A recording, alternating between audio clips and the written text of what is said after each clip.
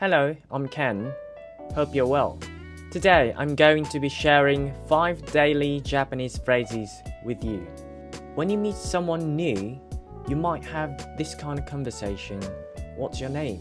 What do you do for fun in your free time? Number 1, when you'd like to ask them their names. お名前は何ですか? お名前は何ですか? Number 2, what do you do for a living? お仕事は何ですか? お仕事は何ですか? Number 3, who's your favorite musician? 好きな歌手は誰ですか? Or 好きなミュージシャンは誰ですか? Number 4, what's your favorite song? 好きな曲は何ですか? 好きな曲は何ですか?